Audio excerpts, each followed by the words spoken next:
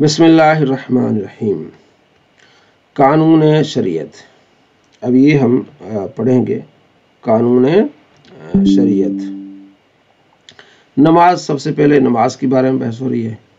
ایمان اور عقیدہ صحیح کرنے کے بعد سب سے فرضوں میں سے بڑا فرض نماز ہے۔ قرآن حدیث میں اس کی بہت سی تاکید آئی ہے، ٹھیک ہے۔ کس عمر میں نماز سکھائی جائے، پڑھائی جائے، ٹھیک ہے نا۔ تو جب بچہ 7 برس کا ہو تو اسے نماز پڑھانا چاہیے، اور 10 برس کا ہو تو اسے سختی کرنی چاہیے۔ اچھا، نماز سے پہلے نماز کی شرائط ہوتی ہیں، ایک ہوتے فرائض اور ایک ہوتے شرائط۔ جو شرط ہوتی ہے وہ نماز سے پہلے ہوتی ہے، اور فرض جو ہوتے ہیں نماز کے اندر ہوتے ہیں۔ جب تک شرائط مکمل نہ ہو تو فرائض شروع ہی نہیں ہوتے، ٹھیک ہو گیا جی۔ جیسے آپ کسی کو کہتے ہیں اگر تم میرے ہاں آؤ گے تو پھر آپ کو میں اچھی آپ کی دعوت کروں گا، تو یہ شرط ہے کہ اگر آپ آئیں گے تب آپ کی اچھی دعوت ہوگی، جو نہیں آئے گا اس کی دعوت نہیں ہوگی۔ تو شرط یہ ہے کہ یہ چیزیں جس نے مکمل کر لی اس کی نماز شروع ہوگی۔ ان 6 شرائط میں سے کوئی ایک شرط بھی رہ گئی، نماز شروع ہی نہیں ہوگی۔ پہلی کیا ہے؟ طہارت۔ پہلی کیا ہے؟ طہارت، یعنی باوضو ہونا، غسل و سارا کچھ ہونا، پاک ہونا، طہارت۔ جو بندہ بے وضو ہے اس کی نماز شروع نہیں ہوگی۔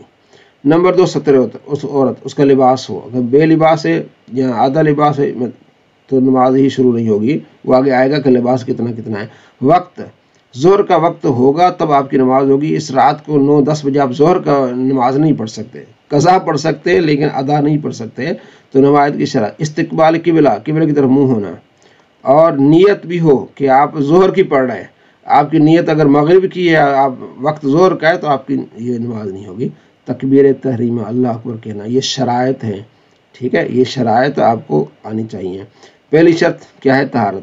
اس کا مطلب یہ کہ نمازی کے بدن، کپڑے، نمازی کی جگہ پر کوئی نجاست نہیں ہونی چاہیے۔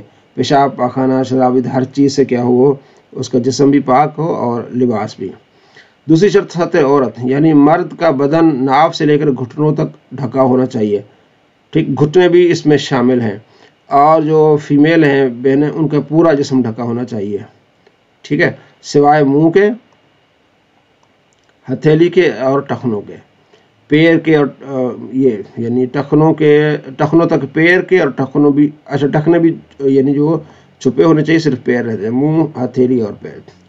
اچھا آگے کیا ہے؟ تیسری شرط وقت ہے، یعنی وقت، یہ جو بہت اہم ہے۔ جب جس نماز کا وقت ہوگا اسی وقت وہ نماز پڑھی جائے گی، یعنی جس نماز کے لیے جو وقت مقرر ہے وہ نماز اسی وقت پڑھی جائے گی۔ جیسے فجر کی نماز صبح صادق سے لے کر سورج نکلنے سے پہلے تک پڑھی جائے گی۔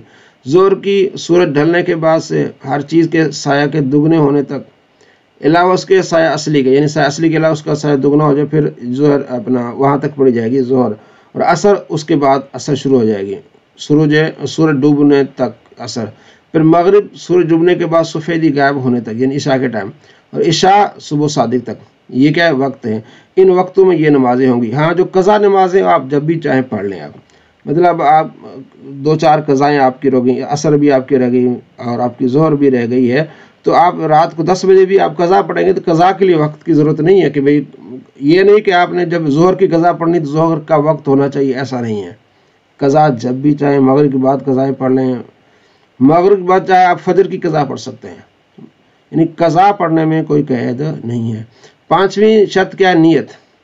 5ویں شرط کیا ہے؟ نیت، یعنی جس وقت کی جو نماز ہو، فرض یا واجب یا سنت نفل، قضا پڑھو، دل میں اس کا پکا ارادہ ہونا چاہیے۔ دل میں ارادہ کیا ہونا چاہیے؟ پکا، کہ ہاں میں یہ نماز پڑھ رہا ہوں، یہ اس کی شرط ہے۔ زبان سے کہنا کوئی فرض واجب نہیں ہے۔ کوئی کہتا ہے تو کیونکہ نماز کا نام لے رہا ہے تو اس میں مستحب ہے، کوئی فرض واجب نہیں ہے۔ اس پر بہت سارے لوگوں کی لے دے ہوتی ہے۔ پچھلے دنوں میں نے ویڈیو بنائی ہے اسی پر، کسی نے یہ دعویٰ کیا تھا کہ اگر 4 اماموں سے کوئی ایک امام بھی زبان سے نیت کرتا ہو تو جناب اس کے پاؤں ہوں گے اور میرا سر ہوگا، اس طرح کی بڑے دعوے کیے تھے۔ تو میں نے دکھایا تھا کہ تمہاری کتاب میں موجود ہے کہ امام شافعی رحمۃ اللہ علیہ فرض نماز پڑھنے سے پہلے اس کی نیت کیا کرتے تھے، ٹھیک ہے۔ تو نیت کرنا زبان سے ہی امام کرتے تھے، تو کوئی حرج نہیں ہے، ٹھیک ہے، یہ کوئی اس کو بدعت نہیں کہیں گے۔ اچھا، 6ٹھی تکبیر تحریمہ، نماز شروع کرنے سے پہلے آپ نے کیا کرنا ہے؟ تکبیر، یعنی کہ اللہ اکبر کہنا ہے۔ کیا کہنا ہے آپ نے؟